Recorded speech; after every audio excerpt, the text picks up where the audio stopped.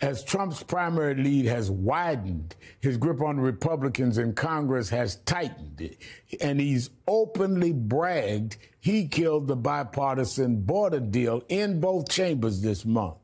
You represent our state with the longest southern border. What does it say to you that your Republican colleagues suddenly appear less interested solving its problems than in appeasing Donald Trump in an election year? That's right. That's right. Well, Rev, I'm in McAllen, Texas right now. I've been here in the Rio Grande Valley all day. And I can tell you that, Texans need us to actually deliver and actually get something done, because we do have a crisis at the border. And we have that because we have countries like Venezuela, where 6 million folks have left that are in collapse. We had a record number of crossings in December. So we need to respond to it. And so we had a bipartisan effort to try and do just that had tough, but I think some fair reforms to our broken immigration system. It wasn't everything I wanted, but it had some important things in it. But folks like Ted Cruz came out against it, not because of the policy, but because of the politics. And I actually haven't seen anybody be this blatant before, where they say openly, I don't want to fix this problem because I want to run on it.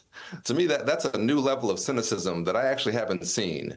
And you're right. It all began with Trump, but he's enabled by folks like Ted Cruz, who then take their marching orders and say, well, I don't care if it's good for my state.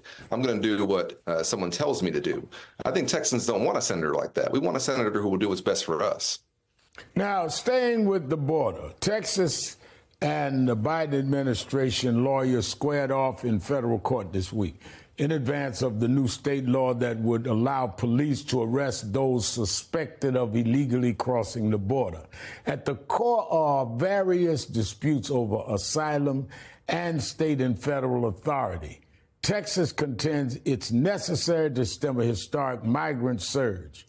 The administration says immigration law is strictly a federal prerogative. A federal decision is expected before March 5th, when the law takes effect. What are your thoughts on this, Congressman? Well, I think most first-year law students can tell you that this is a federal province, and that this is a federal law that has to control here. And so we have to act at the federal level. And when we don't have action, we do leave a vacuum sometimes for bad actors like Governor Abbott to step in and take steps that I think are inhumane or un-American or inconsistent with our values. To me, we can have a secure border without a barbaric border.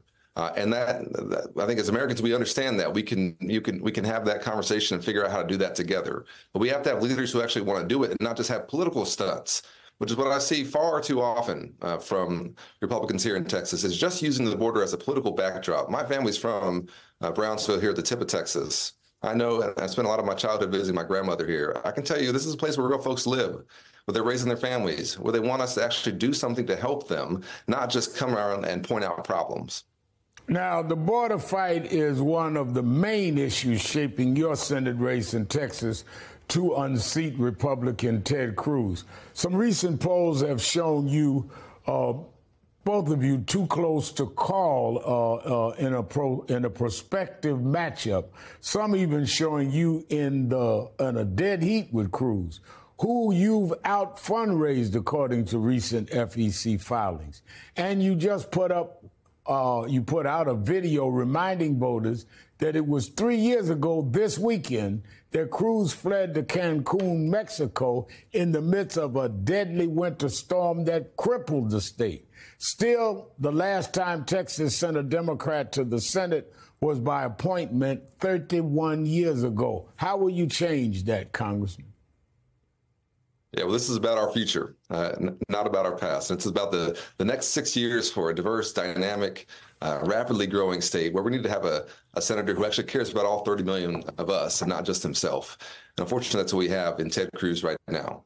And I do think it's important, Rev, to point out, as you said, that we are at the 3-year anniversary of Ted Cruz deciding that it was a good idea during a statewide crisis when 30 million Texans were freezing in the dark to go on vacation. And not just that he's been joking about it since then. That he posts jokes and says, hey, if it gets too cold, you can join me in Cancun. He thinks it's funny that he abandoned us when hundreds of Texans died and thousands more were displaced or had their lives severely impacted. I know what I was doing at the time. I was working with FEMA and our local county agencies trying to help folks. I was at a food bank. There was a lot that a United States senator could have done.